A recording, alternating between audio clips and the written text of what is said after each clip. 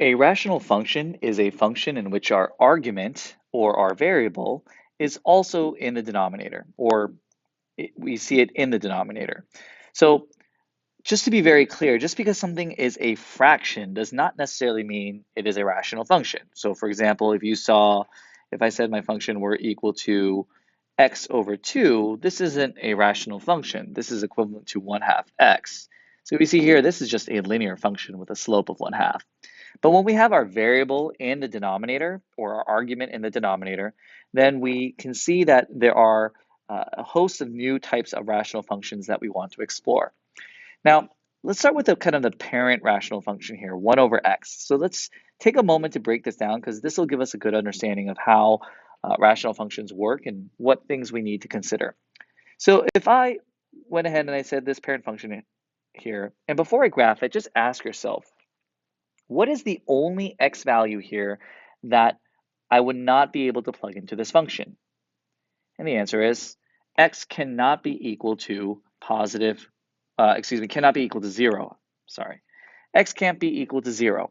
Why can't x be equal to 0? Because we know that we cannot have 0 in our denominator. We can't divide by 0.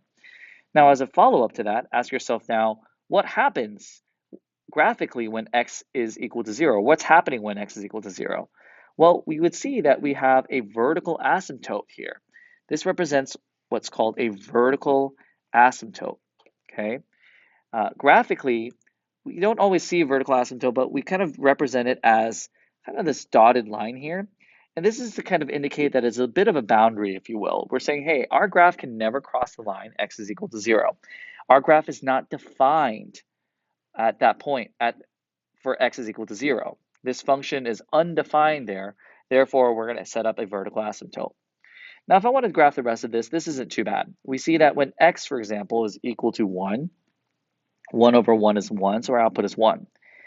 As we get closer and closer to our vertical asymptote, that is to say, when x gets closer to 0, try, for example, and you don't always have to write this out, but if I were to plug in a number that's really close to 0, like 1 over 10, well, we see that this is 10, right? Because this is equivalent to 1 times the reciprocal of our denominator. What if I get even closer to our vertical asymptote, like 1 over 100? Well, this would be 100. So the smaller our denominator gets in value, the larger the ratio is. So what that looks like is as x gets closer to the y-axis, this is going to start shooting up towards positive infinity. Now, what about when x starts to increase, something like 1 over 100? Well, 1 over 100 is something that's a very small value, right? It's 0.01. What about something like 1 over 1,000? That's even smaller. We see that as x starts to approach positive infinity, f of x starts to approach 0 here. Now, what about when we go the other way? Well, it's pretty much all of this, but with just opposite signs. 1 over -1 is -1. Same deal, as x gets closer to 0, we're still going to have, so 1 over -1/10, for example, that's going to give us -10. 1 over -1 over 100, that's going to give us -100. So this is going to start shooting down towards negative infinity. And what about as x gets closer and closer to negative infinity? F of x, same deal, is going to go towards 0. It's going to get closer and closer to 0. Now, the fact that our function right now it seems to be hugging the x-axis, we can say that it appears that there is what's called a horizontal asymptote here. And the important thing to note about horizontal asymptotes is that these are guides. They have nothing to do with the domain of the function. So, can your graph actually cross the horizontal asymptote? And the answer is a resounding yes. In fact, we will sometimes see functions that actually lie directly on their horizontal asymptotes. For example, something like f of x is equal to 1. We see in this case, this graph, let me just sketch it on the same graph.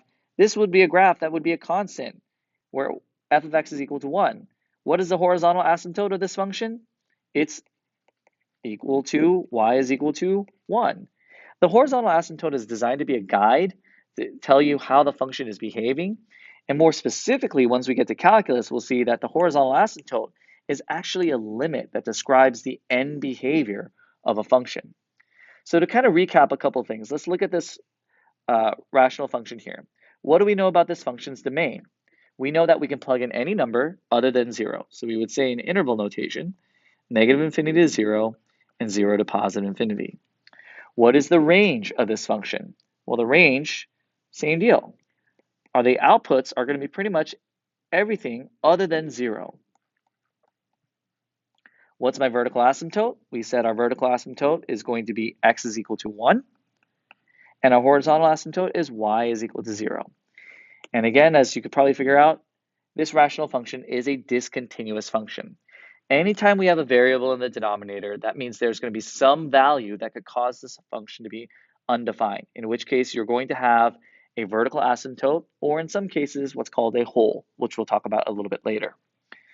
So now that we've outlined what a rational function is and some things in regards to its domain and some features, here are some things to think about as when we're trying to find all these vertical asymptotes and these zeros. The vertical asymptotes is wherever the function is undefined. So this d of x here refers to the denominator. We're going to want to set our denominator equal to 0 and solve for x. When we're trying to find horizontal asymptotes, then we're going to need to look at the degree of the numerator and compare that to the degree of the denominator. Instead of writing that again, I'm just going to copy and paste that here. Okay, so we're going to want to compare the degree of the numerator to the degree of the denominator. When the degree of the numerator is less than the degree of the denominator, y equals 0 is going to be your horizontal asymptote. When the degree of your numerator is exactly equal to the degree of the denominator, we have the quotient of your leading coefficients being the horizontal asymptote. So I'll just write that here. We're going to divide the leading coefficients. So you take the leading coefficient of your numerator and the leading coefficient of your denominator and divide. That quotient, that value, will be the line that tells you where your horizontal asymptote is. And when the degree of the numerator is greater than the degree of the denominator, then we have no horizontal asymptote. In some cases, we may have something called a slant asymptote, which we'll talk about in the next lesson. But that occurs when the degree of the numerator is exactly one more than the degree of the denominator. And we'll talk about this more, but again, just know that that equation will be found by dividing the polynomial. All right, so let's take a look at a couple of examples and let's see if we can identify the vertical and horizontal asymptotes. First, let's start with the vertical asymptote. Where would this function be undefined? Where would this function be undefined? Well, it's when my denominator is equal to 0. So I'm going to set my denominator equal to 0. So x is equal to -1. There is my vertical asymptote. What about horizontal asymptotes? Well, horizontal asymptote, I'm going to look at the degree of my numerator compared to the degree of my denominator. The degree of my numerator is equal to 1. The degree of my denominator is also equal to 1. Since n is equal to d, we're then going to divide the leading coefficients. We're going to say y is equal to, the leading coefficient of my numerator is 2. The leading coefficient of my denominator is that 1. So y is equal to 2. We would say y is equal to 2 is my horizontal asymptote. Okay? And then the final thing I forgot to mention, let's also find the zeros of this function. So to find the zero of this function, we're going to set our function equal to 0. Well, if I write this right now, we know that in order for me to solve this, I would have to multiply both sides by the denominator, which means I'm going to do 0 times the denominator. So I really don't even need to look at the denominator. I can just really just look at the numerator. And that'll often be a quick shortcut. You can just look at the numerator and set that equal to 0. So 2x is equal to -1. X is equal to -1/2. There's my 0. And what that means for us also is that later on, we can say that our x-intercept would be -1/2, 0. Okay? Go ahead and try number 4 on your own now. Or number 2, I should say. Try this one on your own. Well, from here, we say our vertical asymptote occurs when our denominator, by setting our denominator equal to 0 and solving for x. X squared is equal to -1. Well, we know by now that x is equal to plus or minus I. The only problem with that, though, is that these are imaginary numbers. We cannot graph imaginary values on a real number plane. So what that means for us is that there is no vertical asymptote here. There are no values for which this function is going to be undefined. So that's a little bit of a unique case there. What about horizontal asymptotes? Let's look at the degree of the numerator compared to the degree of the denominator. The degree of my numerator is actually 0, because this is equivalent to 4x to the 0 power, because x to the 0 power is just 1. So the degree of my numerator is 0. The degree of my denominator is 2. So since n is less than d, that means our vertical asymptote, or horizontal asymptote, I should say, y is equal to 0. That's always going to be the case. When the degree of the numerator is less than the degree of the denominator, y equals 0 is your horizontal asymptote. Now, what about any zeros? So we're going to set our function equal to 0, and our function is just 4 over x squared plus 1. And again, I don't have to worry about that denominator. Now ask yourself, are there any values of x that would ever cause this 4 to be equal to 0? No, never. 4 would not be equal to 0, so no real zeros. Okay? All right. Let's try something a little bit more complicated now. Let's try something like finding the horizontal asymptotes to something like number 3. So for this one here, if I'm finding let's start with the vertical asymptote. That means I need to set my denominator equal to 0. 2x squared plus 5x minus 3, set that equal to 0. And ask yourself, can I factor this? And I believe I can. That means x is equal to 1/2 and negative 3. These represent my vertical asymptotes. So it turns out I'm going to have 2 of them. There are 2 vertical asymptotes here. Now, what about horizontal asymptotes? I'm going to compare the degrees of the numerator versus the denominator. I see the degree of my numerator is 1, which is less than the degree of my denominator. So therefore, y equals 0 is my horizontal asymptote. Finally, to find zeros, we're going to set our function equal to 0, which in this case is equivalent to just setting our numerator equal to 0. So x is equal to negative 1. All right. Now, before we move any further, let's discuss what a hole is. A hole is a discontinuity of a function, or I should say, a place where a function is not defined. However, it's not a vertical asymptote. It's what we call a removable discontinuity. So graphically, the way it's going to appear is just that. It's going to look just like a hole. It's an undefined point, not an entire barrier or line, but just specifically an undefined point. And let me discuss how to find holes first. We'll find a hole and then I'll graph it. So we would say the following. A hole occurs when a numerator and a denominator have a common factor. And the graph will have a hole at the 0 of that common factor. So whenever we're trying to find holes, I ask students to first start by factoring the numerator and denominator. Let's factor that numerator. We see that this is going to be x plus 3 and x minus 2. And in that denominator here, oops, sorry, yeah. So then the denominator here, we've got x minus 1 times x minus 2. Okay? Now notice here, I've got a common factor of x minus 2. So what this tells us is that we are going to have a hole at x is equal to positive 2. Now, where is that hole exactly? What we're going to need to do is we're going to then need to plug in this 2 value into our remaining function here. We don't want to plug it into the original function because this original function is going to give us undefined. It's going to be undefined. That's the whole point of a hole. We know that it's a place where the function is undefined. So I want to evaluate here f of 2 into this remaining function here.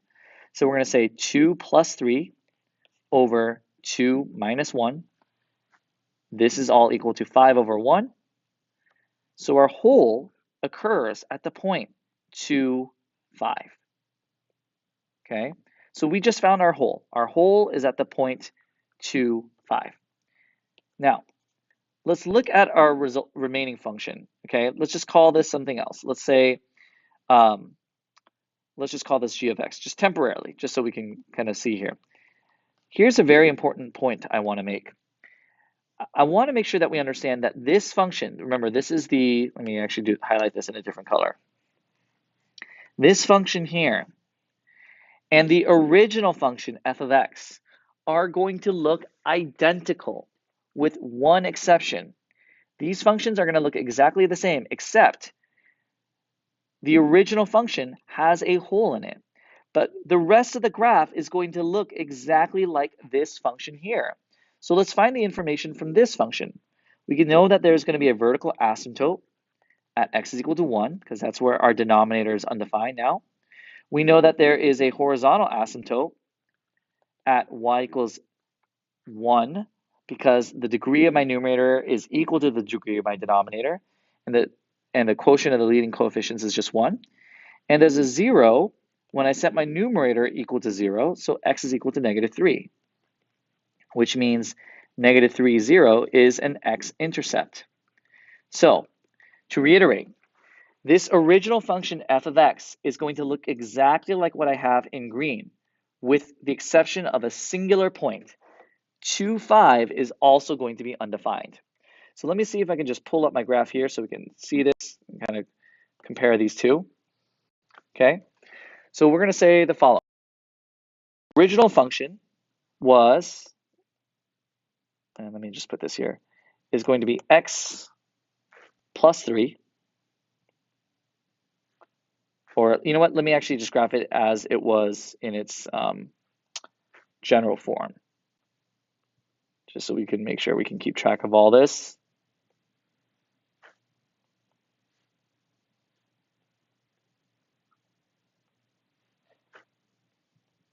Okay, so here's our original function. Let me actually make that a little larger. All right, x squared plus x minus 6 over x squared minus 3x plus 2. Now, when we factored this and we divided out our common factors, we're left with x plus 3 over x minus 1. Now compare them. The simplified form is this function here. The original function is in red. We can see that these functions look identical, with the one exception. At 2, 5, let me see if I can find it. 2, 5 is undefined. That is an undefined point. Desmos doesn't allow me to show that hole, but hopefully you see that there, oh, actually maybe it does show that hole.